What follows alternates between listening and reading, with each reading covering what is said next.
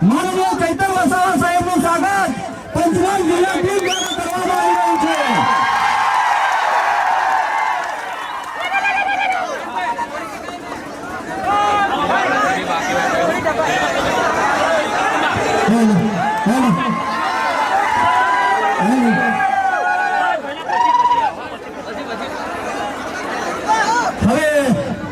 પંચમહાલ જિલ્લાની ટીમને હું વિનંતી કરું કે આપણું સ્વાગત વિધિ થઈ ગયું હોય તો થોડા સાઈડમાં નીકળી જાય।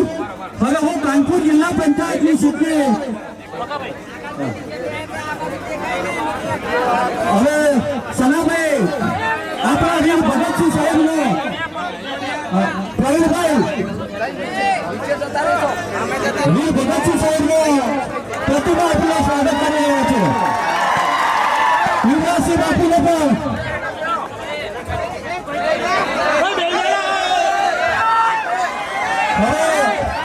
યુવરાજસિંહ બાપુને પણ સ્વાગત પંચમહાલ જિલ્લાની ટીમ દ્વારા કરવામાં આવી રહ્યું છે।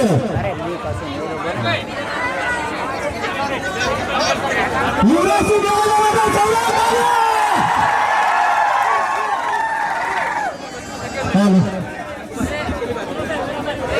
હવે સોના સાહેબ પણ પ્રતિમા છે બાબા સાહેબ આંબેડકરની પ્રતિમા આપીને આપણા બંને મહાનુભાવો ચૈતર વસાવા સાહેબ અને વિરાજસિંહ જાડેજા સાહેબનું સ્વાગત કરશે।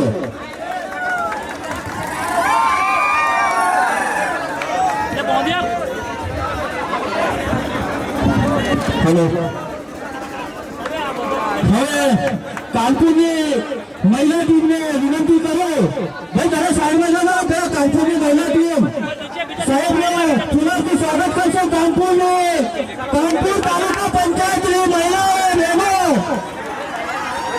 આપણા ચૈતર વસાવા સાહેબનું સ્વાગત કરવા પધારી રહ્યા છે। સ્વાગત કરો કાનપુર જિલ્લા પંચાયતની બહેનો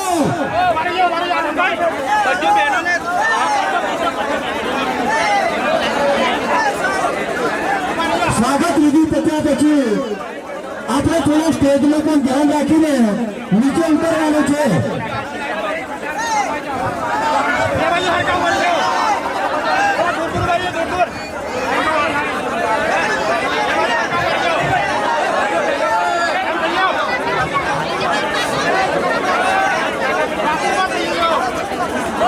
મહિલા બહેનો દ્વારા સાહેબનું ફૂલાથી સ્વાગત થઈ રહ્યું છે। બધા તાલીઓ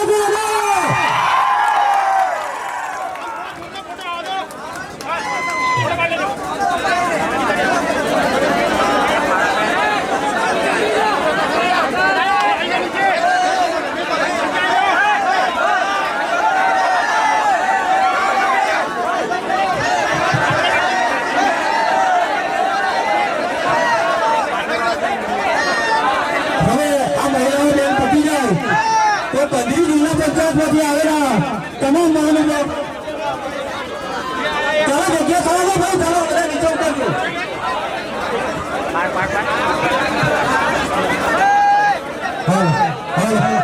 હવે મોરવા હડપથી રમણભાઈને વિનંતી કરું મોરવા હડપ તાલુકા પંચાયત ના પ્રમુખ ને વિનંતી કરું કે સ્વાગત કરો।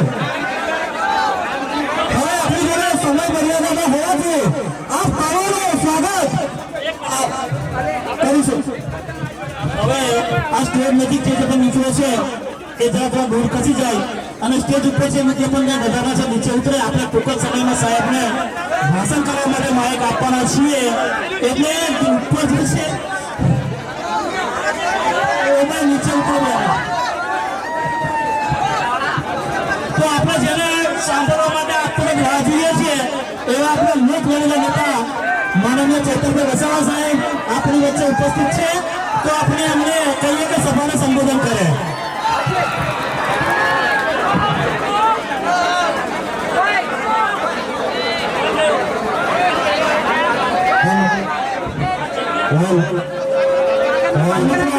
જેમને જમીન આપી છે સાહેબ સાથે આજે ઉભા છે મિત્રો ધન્યવાદ છે એમને પણ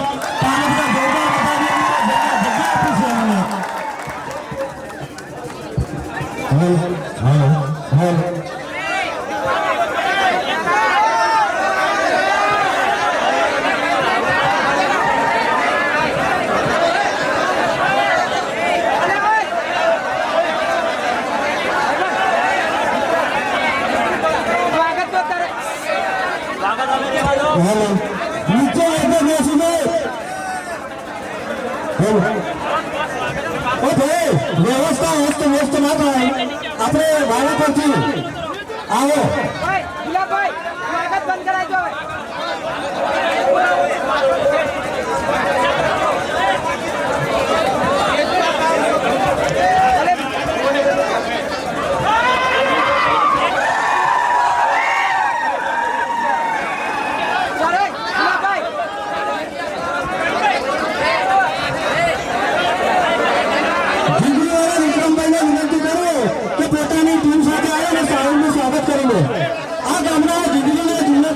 તમામ વ્યક્તિને વિનંતી કરે વિક્રમભાઈ સહિતના કે સ્વાગત કરો વગરમાં તાલુકા યુવા સમિતિના સભ્યો સાહેબનું સ્વાગત કરો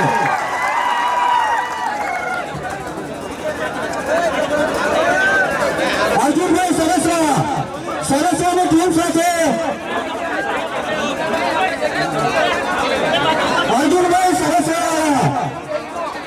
અર્જુનભાઈ સરસ્વતી આવી ગયો અને ફુલાવથી સ્વાગત કરે રોહિતભાઈ અને ફરોની ટીમ પોતાના ફુલાવ સાથે આવી ગયો અને સ્વાગત કરે રોહિતભાઈ ફરોવાળા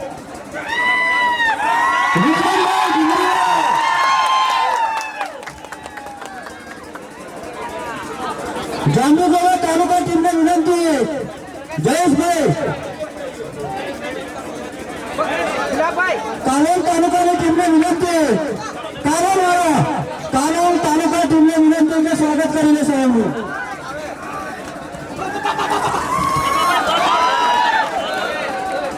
સોનાભાઈ રાઠવા રાયસિંહભાઈ અમરાભાઈ અર્જુનભાઈ આ સાહેબનું સ્વાગત કરશે હવે આપણે સાહેબને વિનંતી કરીએ કે તમે આ ખોબાથી સ્વાગત કર્યો છે સાહેબ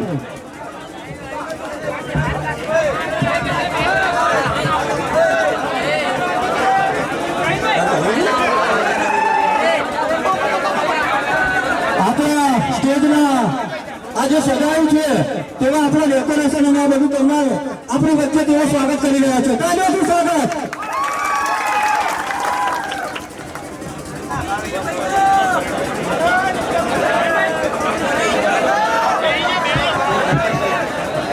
હવે બધા આપણે શાંતિથી સાંભળશું સાહેબ આપણને સંબોધન કરે છે નવા વર્ષના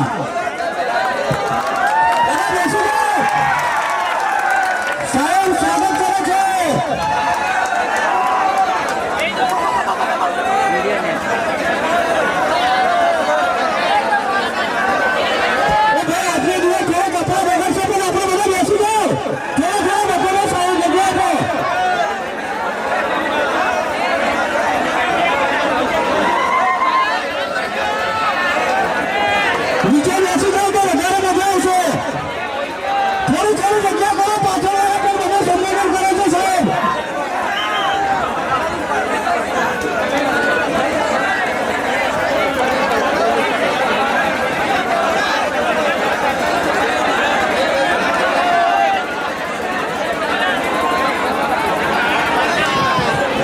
જય આદિવાસી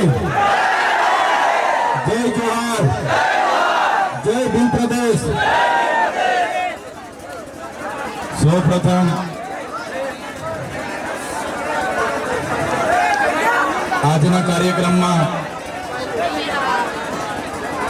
સમયથી ઘણા મોડા આવ્યા છે અમે ત્યારે અહીંયા ઉપસ્થિત તમામ લોકોનો એ મીડિયાવાળા હોય કાર્યકરો હોય આગેવાનો હોય માતા બહેનો હોય પોલીસ અધિકારીઓ હોય તમામ લોકોનો અમારે આવવામાં મોડું થયું છે બદલ બે હાથ જોડીને અને માથું નમાવીને હું માફી માંગુ છું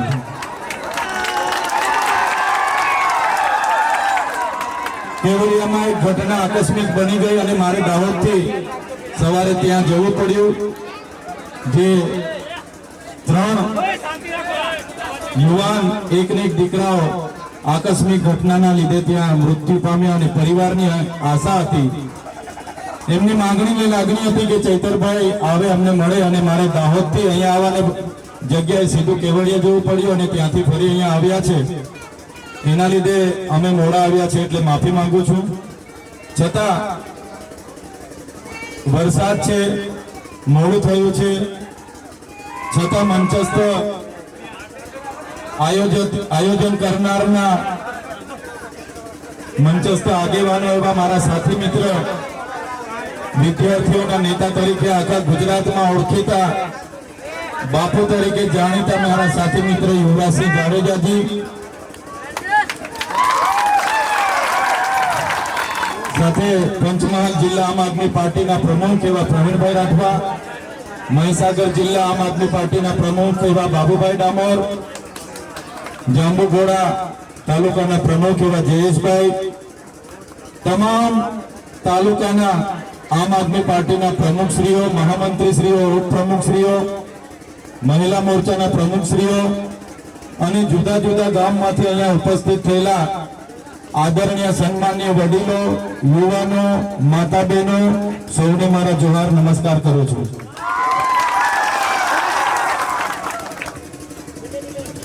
આજે ગુજરાત જોડો અભિયાન અંતર્ગત અહીંયા જે જનસભા મળી છે ત્યારે વિશાળ સંખ્યામાં પોતાના ખર્ચે સ્વયંભૂ અહીંયા ઉપસ્થિત રહેલા તમામ લોકોને ફરી એકવાર નવા વર્ષની શુભકામનાઓ પણ પાઠવું છું. આવનારું વર્ષ તમને પ્રકૃતિ, સુખ, શાંતિ, સમૃદ્ધિ સાથે લાંબુ દીર્ઘાયુ બક્ષે, તમારા પરિવાર સુખી સંપન્ન થાય એવી અમારી અને અમારા ટીમ વતી સૌને હું શુભેચ્છા પણ પાઠવું છું. ત્યારે સાથીઓ, તમે જાણતા હશો અમારા જેવા યુવાનો અને આગેવાનો જ્યારથી અમે જાણતા થયા છે ત્યારથી ગુજરાતમાં ભારતીય જનતા પાર્ટીની સરકાર છે. મારી ઉંમર 35 વર્ષની ઉંમરે હું ધારાસભ્ય બન્યો. અમે જ્યારે સમજતા અને જાણતા થયા ત્યારથી ગુજરાતમાં ભારતીય જનતા પાર્ટીની સરકાર છે. ત્યારે એ કેશુભાઈ પટેલની સરકાર હોય, નરેન્દ્રભાઈ મોદીની સરકાર હોય, વિજયભાઈ રૂપાણીની સરકાર હોય, આનંદીબેન પટેલની સરકાર હોય, ભૂપેન્દ્રભાઈ પટેલની સરકાર હોય કે હમણાં જેમને સુપર સીએમ બનાવ્યા છે હર્ષભાઈ સંઘવીની સરકાર હોય, પણ આ ગુજરાતની જનતાએ, રાજ્યના વિકાસ માટે આ વિસ્તારની જનતાએ ખૂબ મોટું યોગદાન આપ્યું છે. પ્રદેશના વિકાસની વાત આવે, દેશના વિકાસની વાત આવે, આપણા લોકોએ પણ ખૂબ મોટું યોગદાન આપ્યું છે. દેશની આઝાદીમાં પણ ખૂબ મોટું યોગદાન આપ્યું છે. પણ આજે ગુજરાતમાં 30 વર્ષથી ભારતીય જનતા પાર્ટીની સરકાર છે. આજે ભારતીય જનતા પાર્ટીની 30 વર્ષથી સરકાર હોવા છતાં આજે વિદ્યાર્થીઓ પોતાની સ્કોલરશીપ માટે આંદોલનો કરે, આજે ટેટ પાસ ઉમેદવારો શિક્ષકોની કાયમી ભરતીઓ માટે આંદોલનો કરે, આજે આંગણવાડી વર્કરો આંદોલન કરે, આજે આશા વર્કરો આંદોલન કરે, આજે પોલીસ અધિકારીઓ આંદોલન કરે, આજે જૂની પેન્શન યોજના માટે આંદોલન થાય, આજે ફિક્સ પગારના કર્મચારીઓ આંદોલન કરે, આજે આઉટસોર્સિંગ કર્મચારીઓ આંદોલન કરે, આજે તમે જોયું હશે ખેડૂતોનું આંદોલન ચાલે છે. સરકારે ટેકાના ભાવ મકાઈના 2100 જાહેર કર્યા અને આપણો ખેડૂત જ્યારે બજારમાં માર્કેટ યાર્ડમાં મકાઈ લઈને જાય છે ત્યારે એને 1800 રૂપિયા મળે છે. સરકારે કપાસના ટેકાના ભાવ 1622 જાહેર કર્યા. આપણો ખેડૂત જ્યારે કપાસ લઈને જશે ત્યારે એને 1200 રૂપિયા મળશે. ત્યારે આ સરકારે ગુજરાતમાં માત્ર ને માત્ર ભ્રષ્ટાચારને વેગ આપ્યો છે. તમે જોયું હશે ભ્રષ્ટાચાર પંચમહાલમાં આપણા પંચમહાલ જિલ્લાના ભાજપના જિલ્લા પ્રમુખે પણ આ તાલુકાઓમાં, જાંબુઘોડા તાલુકાઓમાં કરોડોને પણ અબજો રૂપિયાનો ભ્રષ્ટાચાર કર્યો છે. અમે વિધાનસભામાં મનરેગા યોજનામાં થયેલા બજેટ સત્રમાં મનરેગા યોજનામાં બચુભાઈ ખાબડ અને એમના પુત્રોએ કરેલા ભ્રષ્ટાચારની વાત મૂકી ત્યારે ભારતીય જનતા પાર્ટીના ધારાસભ્ય અને સાંસદોએ કીધું આ તો ચૈતર વસાવા સ્ટન્ટ કરે છે. મેં સરકારને ત્યારે ચેલેન્જ આપી, તમે એક એક જિલ્લાનો મનરેગાના પૈસા ક્યાં જમા થાય છે, એજન્સી કોની છે એની તપાસ કરશો તો એ તમામ જિલ્લાઓમાં ભાજપના જિલ્લા પ્રમુખો અને ધારાસભ્યો અને સાંસદોના નામ આવશે. સરકારે તપાસ ચાલુ કરી અને પહેલો મુહૂર્તે બચુભાઈ ખાબડના દીકરાઓના નામ બહાર આવ્યા. પંચમહાલમાં પણ ભારતીય જનતા પાર્ટીના જિલ્લાના પ્રમુખનું નામ આવવાનું હતું. ભરૂચ હોય કે નર્મદા હોય, ભારતીય જનતા પાર્ટીના ધારાસભ્ય અને સાંસદોના નામ આવવાના હતા, એટલે તપાસ બંધ કરી દીધી. એક પ્રકારે નલસેજલમાં મહીસાગરથી શરૂઆત કરી તપાસની. ભારતીય જનતા પાર્ટીના તમામ નેતાઓના નામો ખુલવા લાગ્યા અને આ ભારતીય જનતા પાર્ટીએ તપાસ બંધ કરાવી દીધી.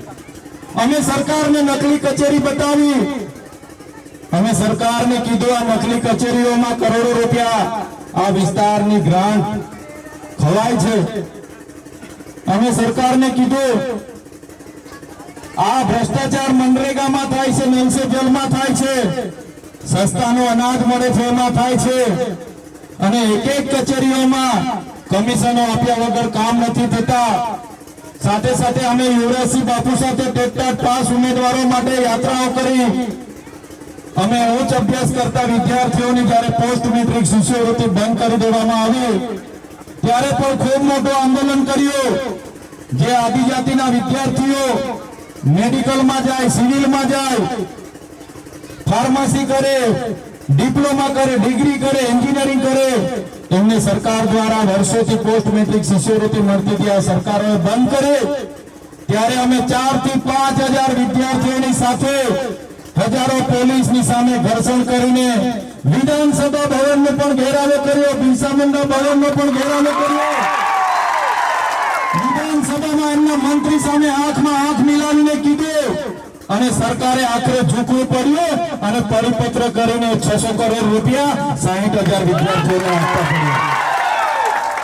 ત્યારે આ વિસ્તારમાં શિક્ષકોની વાત હોય, રોડ રસ્તાની વાત હોય, આ વિસ્તારમાં દવાખાનામાં પૂરતા ડોક્ટરોની વાત હોય કે સાધનોની વાત હોય, આ વિસ્તારમાં કરતા કબાડોની વાત હોય, દરેક વખતે અમે સરકારને અમારે રોડ પર ચાલીને પદયાત્રાઓ કરવી પડે તો પદયાત્રા કરીને બતાવ્યું છે.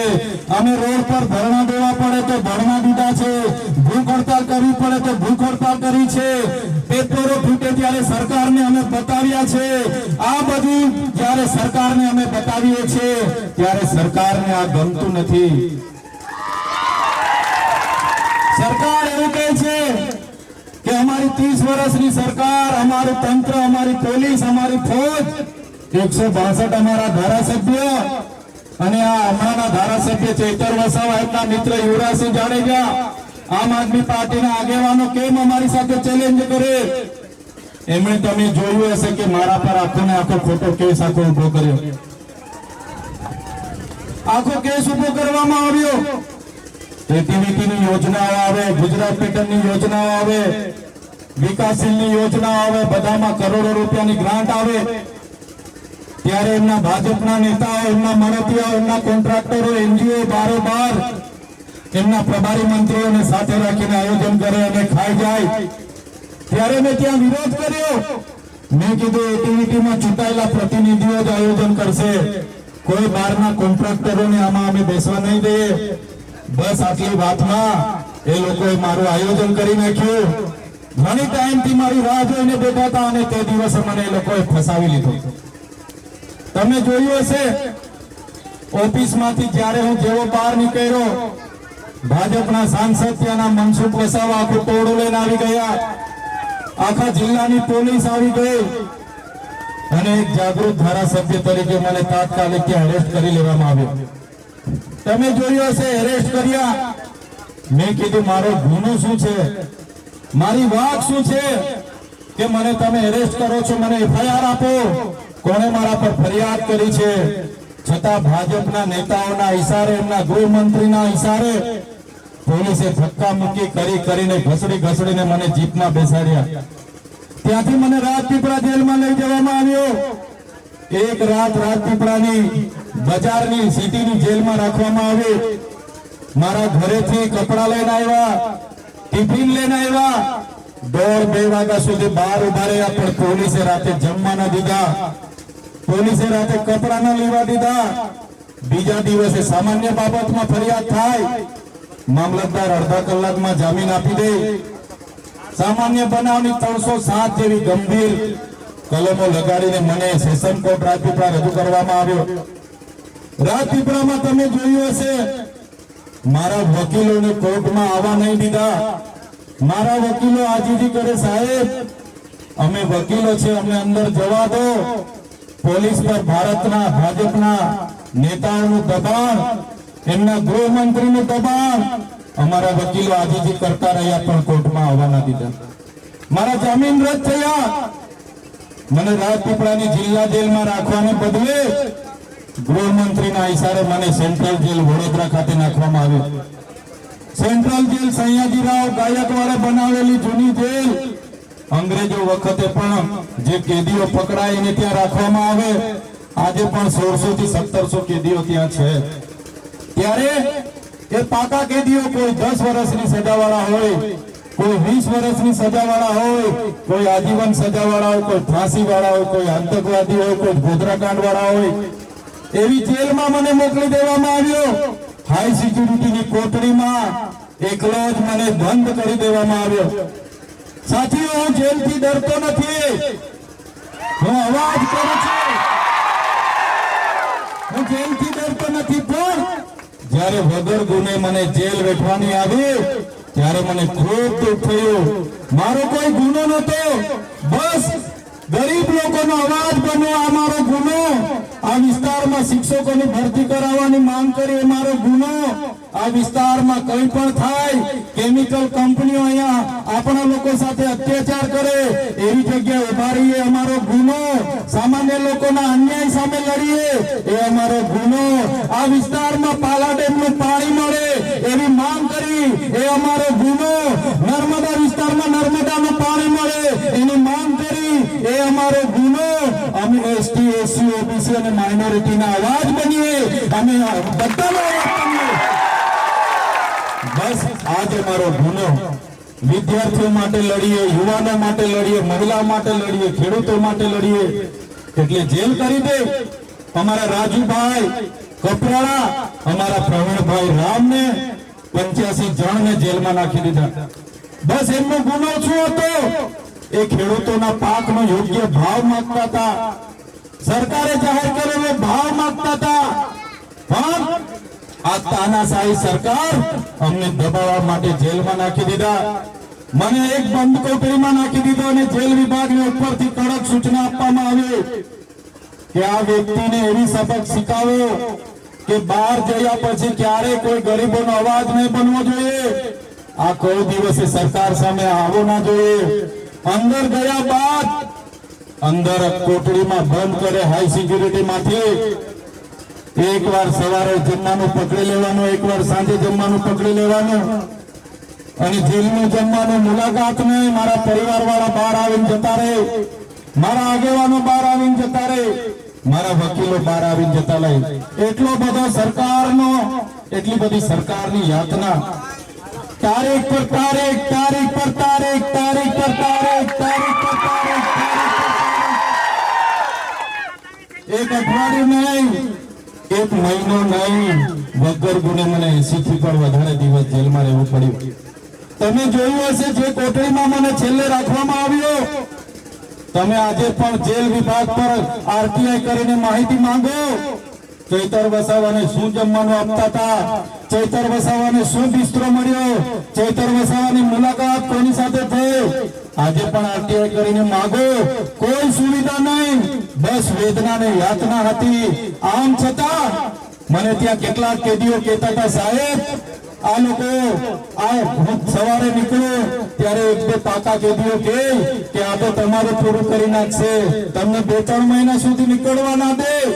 પણ મારા વડીલોના આશીર્વાદ હશે, મારી માતાઓની દુઆ હશે, મારા યુવાનોની પ્રાર્થના હશે, બધા મારી ચિંતા કરતા હશે. 80 દિવસ પછી મને નામદાર હાઈકોર્ટે જામીન આપ્યા ને હું બહાર આવ્યો. ત્યારે વિચાર કરો, બહાર આવ્યા પછી મારા યુવરાજસિંહ બાપુ, પ્રવીણભાઈ, આ વિસ્તારના આગેવાનો બધા લેવા આવ્યા મારા પરિવાર સાથે, અમારા પ્રદેશ પ્રમુખ બધા લેવા આવ્યા. ત્યારે મને કીધું, ચૈતરભાઈ તમારા જામીન તો માંડ માંડ અમે કરાવ્યા છે, પણ એમાં શરત તમને આપવામાં આવી છે. સરકારના ઈશારે પોલીસ અધિકારીઓએ ખોટું સોગંદનામું રજૂ કર્યું. એમણે કીધું કે ચૈતર વસાવાને આદિવાસી વિસ્તારમાં નહીં રખાય, એ આદિવાસી વિસ્તારોમાં રહેશે એટલે કાયદો અને વ્યવસ્થા બગડી જશે, એને નર્મદા જિલ્લામાં નહીં જવા દેવાય, એમને ડેડિયાપાડામાં નહીં જવા દેવાય, એમને હદપાર કરો. હવે જનતાનો ચૂંટાયેલો ધારાસભ્ય છતાં પોલીસે સોગંદનામું કર્યું અને આજે મને ડેડિયાપાડામાં હદપાર કરવામાં આવ્યો છે. હું ડેડિયાપાડાની હદમાં પ્રવેશ કરું એટલે મારા જામીન રદ થાય, મારે ફરી જેલમાં જવું પડે. મારા સાથીઓ, તમે વિચારો, જે ડેડિયાપાડાના લોકોએ મને 1 લાખથી પણ વધારે મત આપ્યા, ડેડિયાપાડામાં મારી ઓફિસ, નાના મોટા ગરીબ લોકોના હું કામ કર્યું, ડેડિયાપાડાનું બોગજ મારું ગામ, ત્યાં મારું ઘર, મારો પરિવાર. પણ આ સરકારની નીતિ એવી કે મારે હવે ડેડિયાપાડા 1 વર્ષ સુધી પગ નહીં મૂકવાનો, એ હદમાં મારે નહીં જવાનું. ત્યારે મારા સાથીઓને કહેવા માંગુ છું, આ તમારા ભાઈ, આ તમારા દીકરા સાથે જે આ સરકારે અન્યાય કર્યો છે, એનો બદલો આવનારી ચૂંટણીઓમાં તમારે. આ યાતના, આ વેદના અમારે એટલા માટે તમને કહેવી પડે કે ઘણા લોકો અમને બોલાવે છે, આવતા રહો ચૈતરભાઈ, મંત્રીમંડળમાં બનાવી દઈશું મંત્રી, પણ તમે મને મંત્રી બનાવી દેશો, પૈસા કમાઈ લઈશું, ગાડી ઘોડા થઈ જશે, બંગલા બનાવી લઈશું, પણ જે અમારી ગરીબ જનતાને અમને જે પ્રેમ મળ્યો છે એ મારા માટે મંત્રી અને મુખ્યમંત્રી કરતા. મારા લોકો 11 વાગ્યાના ફુલહાર લઈને મારા માટે ઉભા છે, હજારોની સંખ્યામાં ખાધા પીધા વગર રાહ જોઈને ઉભા છે. આ મારા માટે મંત્રી અને મુખ્યમંત્રી કરતા પણ વધારે છે. આ સરકારની 30 વર્ષની રાજનીતિમાં અમારી લડત એટલી ચાલી છે. આમ આદમી પાર્ટી લડે છે, જેલમાં પણ જવું પડે તમે જઈએ છીએ, પણ અમારો અવાજ ત્યારે અમે દબાવવા નથી દેતા. આવનારા દિવસોમાં પણ આવી કેટલી જેલ થશે. ચૈતર વસાવા એકલા નથી, તમારો બધાનો અવાજ છે.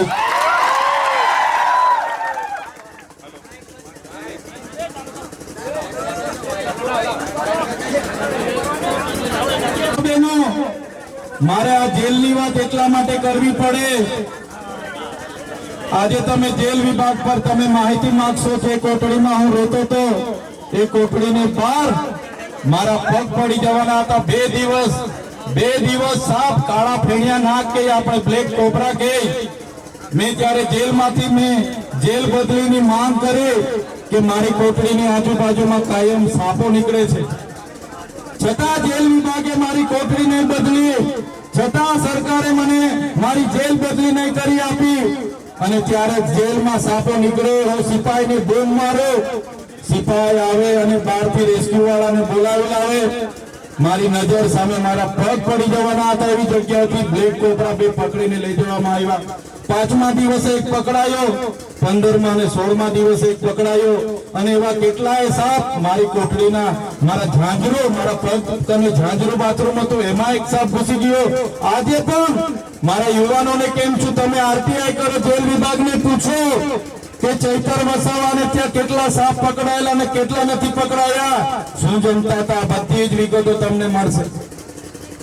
આ કહેવા માટે મારે એટલા માટે કહેવું પડે કે અમે ગરીબોનો અવાજ બનીએ, અમારા બાળકોનું શિક્ષણ માંગીએ, અમારા લોકો માટે સિંચાઈનું પાણી માંગીએ. એટલે સરકારની આ હેરાનગતિ જોઈ લો તમે, સરકારની નીતિ જોઈ લો તમે. આવી હેરાનગતિ, આવી વેદના અમે પણ વેઠીએ છીએ. અને અમે એટલા માટે બેઠીએ છીએ કે અમારી સાથે તમારા જેવા ગરીબ લોકોના આશીર્વાદ છે. આ સરકારને અમે ઉઠાવીને ફેંકી દઈશું. અમે નાના માણસો છે, અમારી ટીમ પણ બહુ નાની છે. એમના નેતાઓ ખૂબ મોટા છે, કરોડોપતિ છે, પોલીસ એમની, આર્મી એમના પર છે, યંત્ર મંત્ર તંત્ર બધું જ એમનું છે સાથીઓ. પણ આ લોકો સામે અમે ત્યારે જ લડી શકીએ છીએ તમારો અમારી સાથે સાથ અને સહકાર છે. એટલા માટે જ અમારી હિંમત છે, એટલા માટે જ આ લોકો સામે અમે લડીએ છીએ. ત્યારે તમે જોયું હશે મારા જેલવાસ દરમિયાન હું છૂટ્યો અને હજારો લોકો રોડ પર આવી ગયા. વડોદરાથી 9:30 વાગે નીકળ્યા અને મારે રાજપીપળાને મોવી પહોંચતા 5:30-6 વાગી ગયા. ગામડાના લોકો સ્ટેશને આવી જાય, ફૂલહાર લઈ મારી મા દીકરીઓ મને કે અમે તો ઉપવાસ કર્યા છે, અમે તો તમારા માટે માનતા રાખી છે, વ્રત રાખ્યા છે. ત્યારે મને થયું કે જે ગરીબ અને સામાન્ય લોકો માટે અમે લડીએ છીએ, જે આદિવાસી ઓબીસી માઇનોરિટી હોય, પટેલ હોય કે રાજપૂત સમાજના 18 વર્ગો માટે અમે લડીએ છીએ. એ સમાજ આજે જાગે છે. આવનારા દિવસોમાં સરકારોને અમે ઉખાડીને ફેંકી દઈશું. અમારી લડત એટલી જબરદસ્ત ચાલુ થઈ છે કે આ ભારતીય જનતા પાર્ટીને ગુજરાતનું મંત્રીમંડળ બદલવું પડ્યું છે. પણ મેં તમામ મારા વડીલોને, મારા યુવાનોને, મારી માતા બહેનોને આહ્વાન કરું છું, એ લોકો મંત્રીમંડળ બદલે છે. આવનારા 2027માં આપણે સરકાર બદલી નાખીશું. સરકાર બદલી નાખીશું. આપણા વડીલોમાં કહેવત છે, ભેંસ દૂધ ઓછું આપે તો ભેંસના ખીલા બદલવાના નથી રહેતા, આપણે ભેંસ જ બદલી રાખવાની રહી છે. સરકાર બદલી નાખવાની છે. તાનાશાહી એમની જોઈ લીધી, ભ્રષ્ટાચાર એમના જોઈ લીધા છે, પોલીસનો દુરુપયોગ કરતા એમને જોઈ લીધા છે. એટલે આ સરકારોને આવનારા દિવસોમાં ઉખાડીને ફેંકી દઈશું. જેલમાંથી આવ્યા બાદ મારો મોબાઈલ પણ જમા હતો. ઘણા સમય સુધી આપણો સંપર્ક નહીં થઈ શક્યો. ત્યારે કેટલાક આ વિસ્તારના મંત્રીઓ, કેટલાક આ વિસ્તારના સાંસદો અને નેતાઓ અમને કહેતા હતા, ચૈતર વસાવાનું તો પૂરું થઈ ગયું, ચૈતર વસાવા તો હવે ગયો, ચૂંટણીઓ પત્યા સિવાય એમને અમે નીકળવા નથી દેવાના. ત્યારે નેતાઓને પણ આજે આ પવિત્ર ધરતી પરથી કહેવા માંગુ છું, તુમકો કા લગતા થા નહીં લौटेंगे, तुमको क्या लगता था नहीं लौटेंगे, गलत. जब तक तोड़ेंगे नहीं तब तक छोड़ेंगे नहीं. हमको क्या अंडो पंडो बंडो झंडो समझ के रखा है क्या? ये चैतर वसावा है, कभी झुकेगा नहीं. આ હિંમત એ તમારો બધાનો સહકાર છે એટલે અમે કરીએ છીએ. તો આ સરકારો અમને ક્યારનું અમારું પૂરું કરી દે. નાની નાની બાબતોમાં જેલોમાં મોકલે છે. ત્યારે મારા સાથીઓ, આ જેલવાસ દરમિયાન તમે બધાએ મારી ચિંતા કરી, તમે મારા માટે, મારી બહેનો ઉપવાસ કર્યા, ચિંતા કરી, પ્રાર્થના કરી. કેટલાક મારા સાથીઓ મારા માટે દુઆ કરતા હતા. ત્યારે આજે નવા વર્ષે મેં તમને મળવા માંગતો હતો કે મારે રૂબરૂ જોવું છે, મારે રૂબરૂ જોઈને મારા વડીલોના આશીર્વાદ લેવાના છે, મારે રૂબરૂ જોઈને મારી માતાઓના આશીર્વાદ લેવાના છે, મારા ભાઈઓને મળવાનું છે. ત્યારે આજે હું તમારી વચ્ચે આવીને ઉભો રહ્યો છું. સાથીઓ, એ લોકો મને આજે ડેડિયાપાડા નથી જવા દેતા. વચ્ચે મેં અમારા સાંસદના ગામમાંથી પદયાત્રા કાઢી, ત્યારે એ લોકો ભાજપવાળા કે એ હમણાં અહીંયા રાજપીપળામાં રહે છે અને અમારા રાજપીપળાના વિસ્તારમાં હવે એનું નાટક ચાલુ થયું છે. ત્યારે એમને નર્મદા જિલ્લામાંથી પણ કાઢી દેવાના છે. ત્યારે એ લોકોને હું કહેવા માંગુ છું, તમે મારા ડેડિયાપાડામાંથી મને કાઢી નાખશો, તમે મારા જિલ્લાના નર્મદામાંથી મને કાઢી નાખશો, પણ આ ચૈતર વસાવા અમારા લોકોના દિલમાં રહે છે. ત્યાંથી કોઈ કાઢી નથી શકવાનો. અમારા લોકોના મનમાં અને દિલમાં અમે રાજ કરીએ છીએ. એટલો બધો ડર છે આ લોકોને. રાત દિવસ અમારી ઇન્ક્વાયરી થાય છે, ક્યાં ખાઈએ છે, ક્યાં રહીએ છે, આવી બધી નીતિઓ આમની ચાલે છે. સાથીઓ, ભલે મને નર્મદા અને ડેડિયાપાડામાં મારા પરિવારને મળવા નથી દેતા, પણ હું મારા ઘોગંબામાં, મારા મોરવા હડપમાં, મારા જેતપુરમાં, મારા પંચમહાલમાં, કોઈ પણ ગામમાં, આ વિસ્તારના કોઈ પણ ગામમાં હું રાતે પણ જતો રહીશ. મારી બેન દીકરીઓ મને રાતે પણ રોટલા આપીને ખવડાવશે. આ મારો પરિવાર છે, આ મારું ગામ છે. અને હું પણ આજે તમને કેમ છું, આ ચૈતર વસાવાની પૂરી ટીમ, આમ આદમી પાર્ટીની પૂરી ટીમ અન્યાય સામે લડશે, લડશે, લડશે ને લડશે. બસ અમે તમને અપીલ કરવા માટે આવ્યા છે. અમે એકલા પડીએ છીએ, ટીમ નાની છે. આવનારા દિવસોમાં તમારો સહકાર જોઈએ છે. 30 વર્ષની સરકારના મૂળિયા એટલા બધા ઊંડા જતા રહ્યા છે કે તમારા સહકાર વગેરે નીકળે એવા લાગતું નથી. તો તમારો સહકાર જોઈએ છે. 2 હાથ ઊંચા કરીને બધાએ સહકાર આપવાનો છે. બધાએ સહકાર આપવાનો છે. આપણે બધા જોર લગાવીને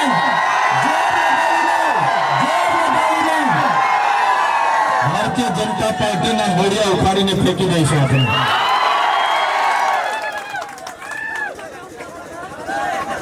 ત્યારે મારા સાથીઓ, આવનારા દિવસોમાં આમાં મારી સામે બેઠા છે ઘણા સરપંચો છે, ઘણા તાલુકા જિલ્લાના સભ્ય બનવાના છે. આવનારા દિવસોમાં તમારામાંથી ઘણા વિધાનસભામાં પણ જવાના છે. બસ તમે હવે તૈયારી કરી લો. આપણે બધા અન્યાય સામે લડવાનું છે, પરિવર્તન લાવવાનું છે, પરિવર્તન. ત્યારે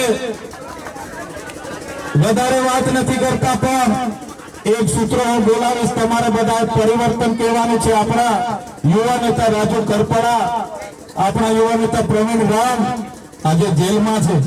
ખેડૂતો માટે લડવું એટલે જેલ વેઠવી પડે, વિદ્યાર્થી માટે લડો એટલે જેલ વેઠવી પડે, એસસી એસટી ઓબીસી માઇનોરિટી અને શિક્ષકો કે કોના માટે પણ લડો, સરકાર તમને જેલ કરાવે. તમારે બસ પરિવર્તન કહેવાનું છે.